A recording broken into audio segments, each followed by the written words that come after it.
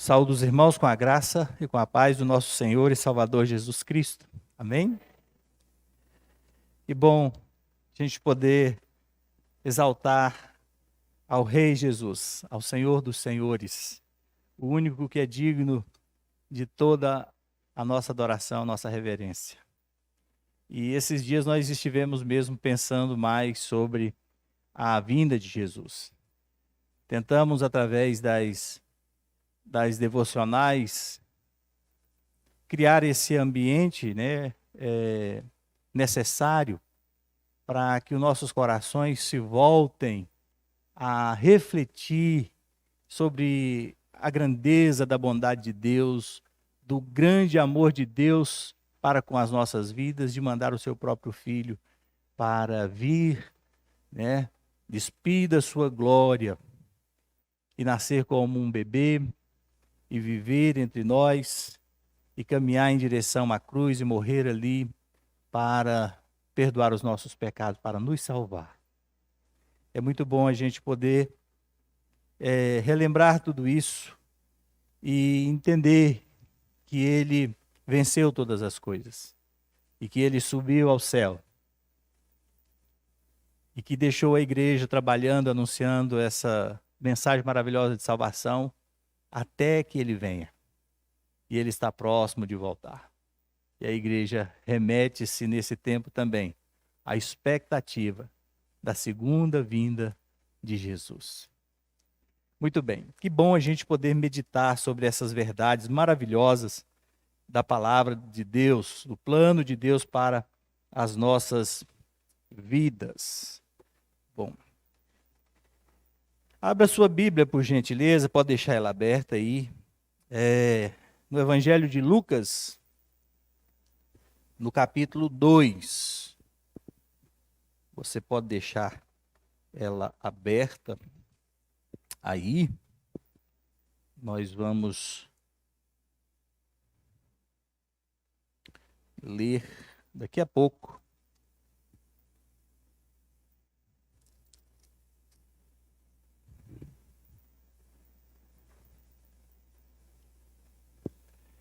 Mas antes da gente ler, eu gostaria de pensar com você sobre algumas dificuldades que a gente enfrenta na vida, alguns contratempos que a gente tem na nossa caminhada e o quanto nós somos propensos a nos ressentirmos, a nos tornarmos amargos, a nos tornarmos embrutecidos, fechados, muito sem perspectiva, sem sonho, às vezes até desanimados. Mesmo nós que conhecemos o Evangelho, mesmo nós que renunciamos às nossas vidas e entregamos ela ao senhorio de Cristo. Como as adversidades, as circunstâncias do tempo em que vivemos têm força para trazer tristeza aos nossos corações. E muitas das vezes ao ponto de não conseguirmos olhar além das circunstâncias. Muitas pessoas se deprimem, algumas entram numa profunda depressão, mesmo conhecendo o Senhor Jesus. E se definham nessa tristeza. Não tem alegria. Tudo parece que não vai bem. Quando você conversa, às vezes a pessoa vai reclamar. De tantas coisas que tem para se conversar, logo ela puxa para baixo. Não vai dar certo, comigo não funciona, né? Esse discurso, muitas das vezes, contrário àqueles que conheceram a Cristo, que estavam perdidos e que agora fazem parte de um povo que receberam essa graça maravilhosa que é a salvação em Cristo Jesus. Por que eu estou dizendo isso? Porque o nascimento de Jesus, ele é recheado de adoração, afinal Cristo é o Deus Todo-Poderoso, que é digno de ser reverenciado, de ser adorado em todo o tempo, independente das circunstâncias que nós atravessamos. Ele é digno. Ele é suficiente para as nossas vidas. Ele é a plenitude de todas as coisas. E nele nós somos feito mais do que vencedores, as Escrituras nos diz a respeito disso. Jesus veio, então, trazer vida para aqueles que estavam mortos nas garras do pecado. O nascimento de Jesus nos chama para celebrarmos a vida, para um viver de celebração constante. A chegada de Jesus foi mesmo marcada por belas celebrações, através de poemas, de cânticos, que alguns personagens foram registrados aqui nas Escrituras para que a gente pudesse olhar para a vida deles. O primeiro cântico que nós vemos sobre o nascimento de Jesus de louvor a Deus por causa do nascimento de seu filho, é executado pela jovem Maria, escolhida de Deus para ser a mãe de Jesus. E esse cântico está registrado lá em Lucas, no capítulo 1, do verso 46 ao verso 55, onde Maria exalta a Deus pela sua misericórdia, por contemplar nela, na humildade dela e ser favorável a ela, por ele se lembrar de Israel e ser cumpridor da sua palavra, para ele fazer justiça aos humildes e despedir sem nada os abastados, os arrogantes, aqueles que não precisam do Senhor, cujas suas vidas estão firmadas nas coisas que têm, na sua própria condição intelectual e tudo mais. Depois é a vez do sacerdote Zacarias, o pai de João Batista, que é o precursor de Jesus. Zacarias exalta a Deus por entender que o Salvador estava para nascer. Seu cântico está registrado também aí no Evangelho de Lucas, no capítulo 1, do verso 67 ao verso 79. Zacarias exalta o Senhor também pelo seu favor de ter misericórdia de Israel e vir ao encontro do povo na pessoa de Jesus. E hoje nós iremos ver o cântico de Simeão e a exaltação da poetisa Ana por causa do nascimento de Jesus. Todos esses são personagens que viveram as desventuras também no seu tempo. Viviam, na verdade, esses aqui estavam vivendo sob o jugo do Império Romano. Havia muitas dificuldades para eles naqueles dias.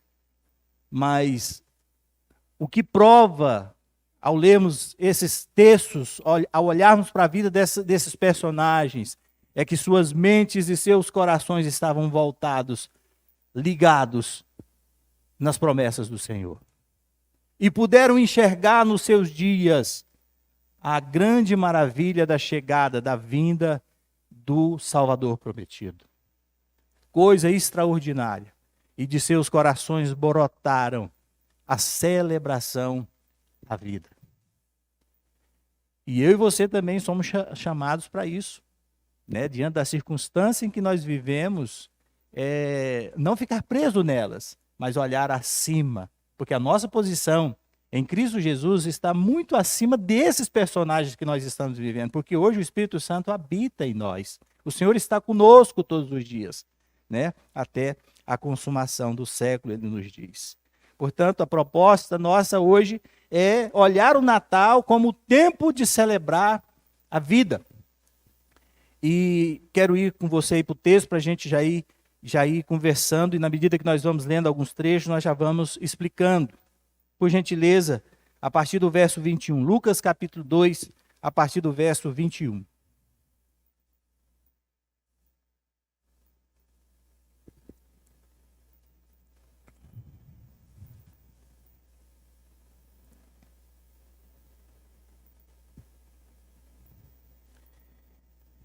Acompanhe comigo.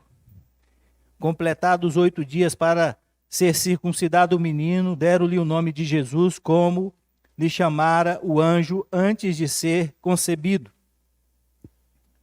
Verso 22. Passados os dias da purificação deles, segundo a lei de Moisés, levaram-no a Jerusalém para o apresentarem ao Senhor, conforme o que está escrito na lei do Senhor. Todo primogênito todo o primogênito ao Senhor será consagrado. E para oferecer um sacrifício segundo o que está escrito na referida lei, um par de rolas ou 2 pombinhos. Vamos ver um pouco sobre isso. Em obediência à lei, que orientava o judeu a circuncidar o menino no 8º dia de vida, para ingressá-lo na aliança, no pacto que Deus fizera com Abraão, quando Deus chama Abraão para ser seu povo, Deus faz um pacto com Abraão, faz uma aliança com Abraão. E essa aliança com Abraão, os machos, os meninos, ao 8º dia já tinham que ser circuncidados. A circuncisão no Antigo Testamento está para o que significa o batismo para nós nos dias de hoje. Então, nossos filhos, ao nascerem, nós imediatamente já os batizamos, porque é a inclusão dos nossos filhos no pacto da graça. Não mais a circuncisão, como era no Antigo Testamento, e Maria e José vivendo em obediência à lei, eles então vão levar Jesus ao 8º dia para cumprir essa determinação da lei. E nós, no nosso tempo, temos negligenciado isso.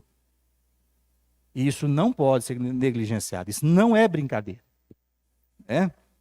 Então eles estão aqui cumprindo essa determinação de ingressar então o seu filho, o menino Jesus, nesse pacto da aliança que Deus fez com Abraão. E também conforme determina o Senhor em Êxodo 13:1 e também no verso 12, o primeiro filho do casal deveria ser consagrado ao Senhor, assim como foi lá no Egito, por ocasião da 10ª praga, quando foram mortos os primogênitos. Ali Deus já estabelece que o menino, né, o filho primogênito deveria ser consagrado, pertenceria ao Senhor.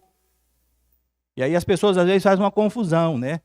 Às vezes eles pegam as crianças e falam assim, não, algumas denominações falam assim, nós não batizamos nossas crianças, nós só apresentamos ele, como Jesus foi apresentado. Não, Jesus foi circuncidado, ou seja, ele foi batizado, né, trazendo para o contexto, e ele foi apresentado porque ele era o primogênito, né, dentro daquilo que a lei estabelecia. Né? Então ele está cumprindo, Maria e José está cumprindo a lei em obediência. Então José e Maria foram ao templo cumprir essas exigências. Conforme a orientação divina, o menino chamaria Jesus. O nome Jesus em hebraico significa Salvador. Então era esse o nome que Deus deu a Jesus, o seu filho. E Maria, então, e José obedeceram. Ok? Vamos seguir um pouquinho mais, verso 25. Havia em Jerusalém um homem chamado Simeão, homem este justo e piedoso, que esperava a consolação de Israel. E o Espírito Santo estava sobre ele. Revelara-lhe o Espírito Santo que não passaria pela morte antes de ver o Cristo do Senhor.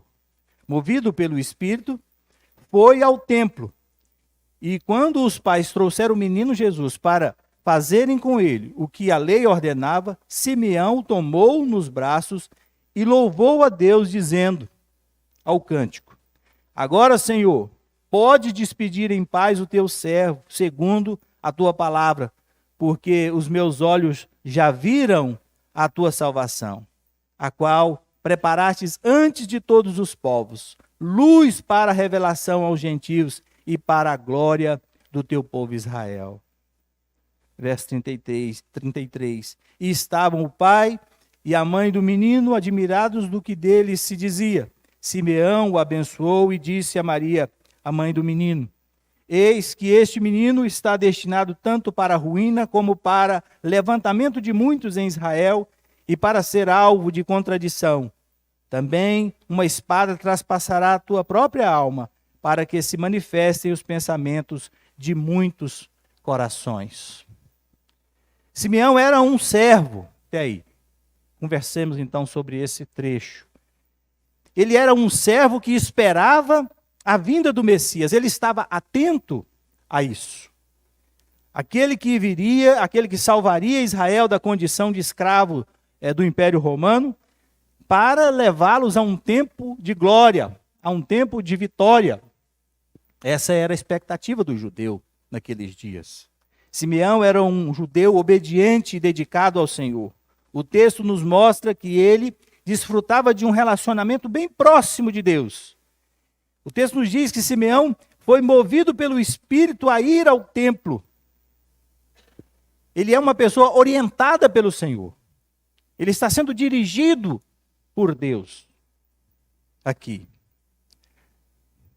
Ao ser Jesus então levado ao templo, o Espírito do Senhor o moveu a ir até o templo para contemplar o Deus encarnado, Jesus, o Salvador do mundo. Olha só que privilégio na vida desse homem. Simeão tomou nos braços aquele bebê que era Jesus, o Messias prometido. Ele está tendo aqui uma oportunidade gloriosa. Ele está em êxtase daquilo que agora ele está presenciando, ele está vivenciando. Com o coração tomado de emoção e gratidão, Simeão louva a Deus. Seu canto expressa seu estado de espírito pleno. A alma realizada à espera encontrou a pessoa esperada. Aqueles que esperavam há tanto tempo, agora estão de frente, estão diante daquele que estava sendo aguardado. Toda luta e sofrimento, toda angústia e expectativa chegou ao fim. A alma de Simeão está feliz e plena. Seus olhos contemplam a grande e tão esperada promessa que agora se cumpre ali diante dos seus olhos. Ele viu a salvação, Israel foi honrado e o mundo todo foi beneficiado com a vinda de Jesus. Não é essa a promessa quando Deus chama Abraão? Em ti serão benditas todas as famílias da terra. Seria bendita através do descendente de Abraão chamado Jesus Cristo. Todas as pessoas que olham para Jesus, que creem em Jesus, saem da condição mais deplorável para se tornar príncipes com Deus. São colocados nas regiões celestiais com Cristo.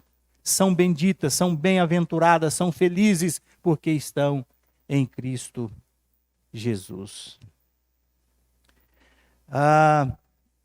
Jesus, o Rei soberano, nasceu. Seu governo será de justiça e diante dele o humilde será engrandecido. Mas em contrapartida, o orgulhoso, o engano, será desmascarado e punido. É isso que Simeão está dizendo aqui. Ele louva, ele engrandece ao Senhor por estar diante do Deus menino. Olha que coisa extraordinária. Não faltava também dificuldades para a vida dessas pessoas esses dias, né? Claro, foi momento ímpar na história. Foi os anos mais gloriosos da história, do nascimento de Jesus até a sua crucificação, conhecido como a plenitude dos tempos. E essas pessoas estavam ali, né, vivenciando tudo isso. E recebe o Salvador com a adoração. Celebram, exaltam aquele que foi enviado, o menino Jesus. Vamos seguir mais um pouquinho. Verso 36. Havia uma profetisa chamada Ana, filha de Fanuel, da tribo de Assé, avançada em dias, que vivera com seu marido 7 anos desde que se casara, e que era viúva de 84 anos. Esta não deixava o templo, mas adorava noite e dia em jejuns e orações. E chegando naquela hora, dava graças a Deus e falava a respeito do menino a todos os que esperavam a redenção de Jerusalém. Vamos conversar mais um pouquinho sobre o texto. A profetisa, então, aí é uma viúva de 80 anos, né, chamada Ana, de 84 anos, e aqui ela é descrita como uma pessoa dedicada à adoração de maneira dioturna. Ela está dia e noite diante do templo, adorando ao Senhor com jejuns, com orações, ela está ali.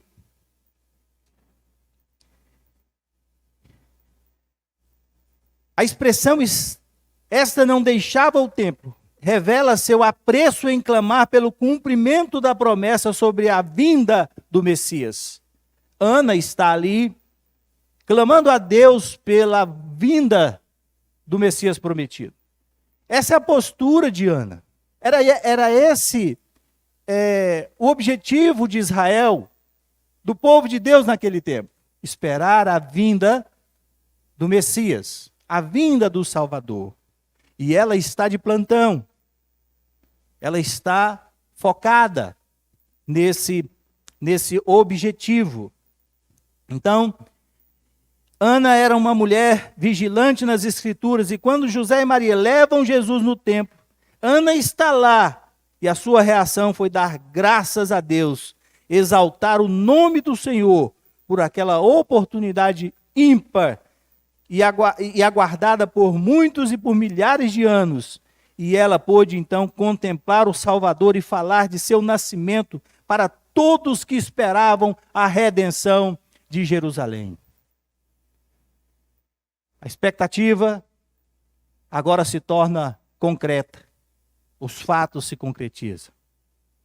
Essa era a expectativa. E agora o Senhor chegou. Jesus nasceu. Glória a Deus por isso. O Salvador chegou. E ela vai exaltar a Deus por isso. E ela não só vai exaltar a Deus, mas ela também vai falar desse menino para as demais pessoas. Ela vai contar para todos. O texto é claro quando ele diz a respeito disso, né? E falava a respeito do menino, não é só a algumas pessoas, não. A todos os que esperavam a redenção de Jerusalém.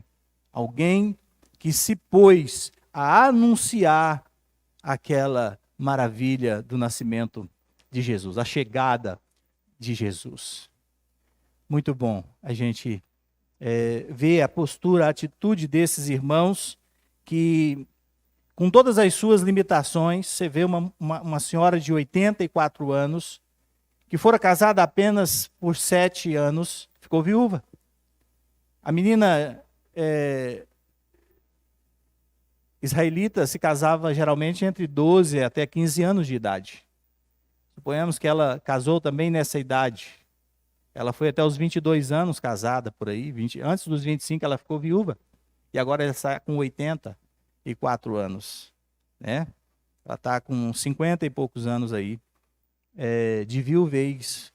Mas é uma viuvez de serviço, de trabalho. Ela está no templo, ela está... estar no templo significa isso, é alguém que está vigiando, é alguém que está almejando essa promessa da vinda do Messias para que ela se concretize. Qual é a expectativa da igreja hoje? A nossa expectativa é a segunda volta de Jesus, é a segunda vinda de Jesus. Eu não sei por que eu fico com essa segunda volta, sempre estou na segunda volta, mas é a segunda vinda de Jesus. Esse é o foco da igreja. É essa as coisas que é esse fato que deve ser o motivo da minha vigilância constante. Porque é isso que vai balizar a maneira que eu vivo, nas coisas que eu me envolvo no tempo presente, em relação que tipo de compromisso eu tenho com a segunda vinda de Jesus. É isso que vai determinar a maneira que eu levo a minha vida, a maneira que eu invisto a minha vida, que fomos chamados para isso, né? Para anunciar essa verdade, falar disso para as pessoas e aguardar. E lá em Apocalipse vai dizer que o Espírito diz, e a igreja também diz, vem. Maranata, vem, Senhor Jesus. É a expectativa da segunda vinda. Esses irmãos estão aqui com esse celebrar da vida, e nós também somos chamados para isso, para viver uma celebração constante da vida, que é o próprio Cristo, e o Cristo que vive em nós. E eu quero concluir justamente falando a respeito disso. Eles celebraram a vida ali. Maria fez isso. Zacarias fez isso. Simeão está fazendo aqui. E Ana também está dando graças a Deus por essa belíssima oportunidade que ela tem de ver o Salvador. Agora isso, meus irmãos, é um desafio também para mim e para você, para que a gente celebre essa realidade. A realidade da presença de Cristo conosco. O Senhor Jesus está conosco. Está ou não está? Ele está conosco. Eles esperavam Cristo vir e Cristo chegou. Nós não esperamos Cristo vir porque Ele já veio e Ele está conosco. De que forma que Ele está conosco? Por meio do seu Santo Espírito. Lá em Atos 2 vai falar que na noite de Pentecostes, o Espírito Santo foi derramado sobre a igreja. A igreja ficou cheia da presença do Senhor. Nós somos a igreja. Nós recebemos a presença do Senhor conosco. Ele habita em nós por meio do seu Santo Espírito. E ele vai dizer em Mateus 28, verso 20, eis que estou convosco todos os dias até a consumação do século. Nós vivemos isso, essa realidade da presença de Cristo conosco. Por isso, a gente precisa, e eu gostaria de aplicar as coisas para nós dessa forma, nós precisamos entender que as circunstâncias estão aí, mas elas não podem, as circunstâncias adversas estão aí, mas elas não podem suplantar essa grande verdade que é a presença de Jesus conosco. Não pode entristecer o nosso coração com as lutas e com as dificuldades ao ponto de esquecermos dessa verdade. O Senhor Jesus está conosco. Quando Jesus está conversando lá em Mateus 12, eu gostaria de ler esse texto, e ele está sendo questionado. Olha o que ele vai dizer. Mateus 12, a partir do verso 38.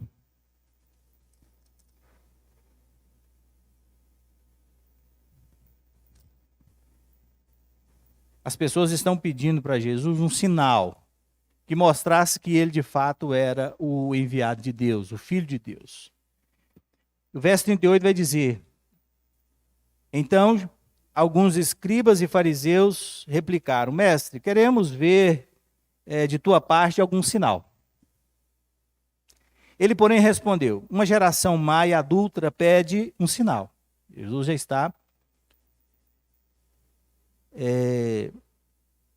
rebatendo eles ali. Mas nenhum sinal lhe será dado senão do profeta Jonas. Porque assim como esteve Jonas 3 dias e 3 noites no ventre do grande peixe, assim o Filho do Homem estará 3 dias e 3 noites no coração da terra. Ninivitas se levantarão no juízo com esta geração e a condenarão, porque se arrependeram com a pregação de Jonas. E eis que está quem é maior, e eis aqui está quem é maior do que Jonas. Quer dizer, ele está apontando para ele. A rainha do sul, que é a rainha de Sabá, se levantará no juízo com essa geração e a condenará, porque veio dos confins da terra para ouvir a sabedoria de Salomão. E eis que está aqui, ele aponta para ele, quem é maior do que Salomão. Aquela geração, nos dias de Jesus, não conseguia enxergar nele como o Salvador, o Deus em pessoa, o Emanuel, o Deus conosco. E é muito possível que eu e você vivamos dias em que nós também não consigamos contemplar a presença do Senhor Jesus entre nós e em nós. Nós olhamos a força das dificuldades, os levantes que tem, e não conseguimos enxergar aquele que pode todas as coisas e que está em nós. Eles não tinham o Espírito Santo, nós temos. Nós precisamos celebrar a vida, porque ela está em nós. Independente da circunstância, o Senhor se faz presente conosco. Amém, meus irmãos? Quando Adão peca, ele sai da presença de Deus, ele esconde, porque ele não quer contato. Às vezes, nas nossas dificuldades, em vez de nós nos aproximarmos de Deus, corrermos para a presença do Senhor, o que nós fazemos?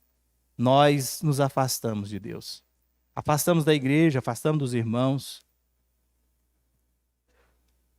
Aquele que tem consciência de que o Senhor está conosco todos os dias, não tem para onde ir. A melhor coisa é glorificá-lo, é dar graças por todas as coisas que acontecem conosco. Paulo diz, em todas as coisas nós devemos ser agradecidos. Em tudo, dai graças. E o salmista, no Salmo 91, vai dizer, o que habita no esconderijo do Onipotente, o que habita no esconderijo, a sombra do Onipotente, descansará.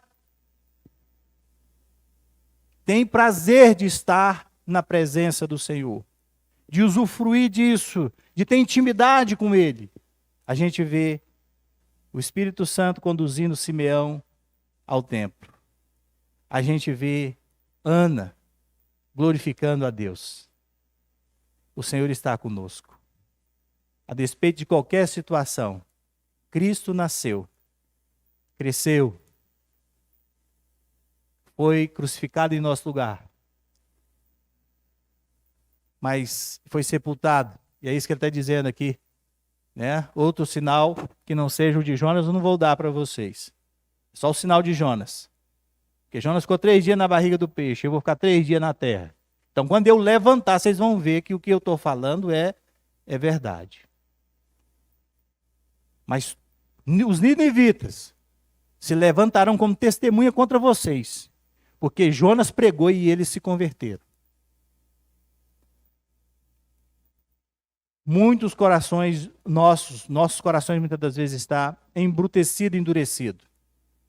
Num tempo de uma distorção muito grande com relação à vida e o nascimento de Jesus. Né? A realidade espiritual e o nascimento de Jesus e aquilo que a igreja anuncia e vive. Nós celebramos Jesus.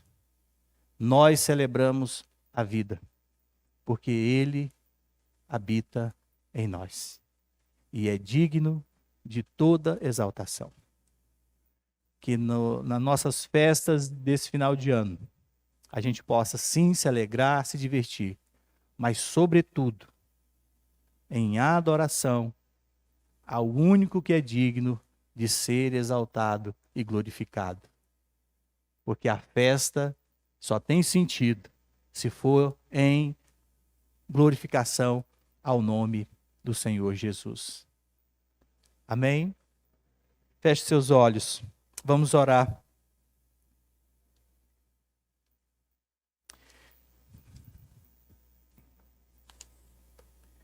Querido Deus, nós te adoramos pela sua palavra, por esse tempo que nós passamos aqui para lembrar um pouco sobre o nascimento de Jesus, de todo o seu empenho para a salvação de todos nós. E hoje, Jesus todo vitorioso está à direita no céu e também em nossos corações, em nossas vidas, por meio do seu Santo Espírito. Que nós possamos, a exemplo de Simeão, e a exemplo de Ana, também celebrar, glorificar o teu nome, pelo privilégio que temos de ter Jesus conosco. Senhor, muitas coisas têm sido mais importantes nos nossos dias. E nem sempre temos dado o devido valor, a devida adoração ao único que é digno de ser adorado, Jesus. Nos ajuda nessa noite a tomar uma posição de mudança no nosso comportamento e colocar Jesus no devido lugar em nossos corações. Nós pedimos a Deus que o Senhor nos ajude a celebrar a vida a todo instante, a não viver em amargura e angústia, mas, sobretudo, em adoração ao Cristo que está conosco e que nós aguardamos a sua segunda vinda. Assim oramos no nome de Jesus.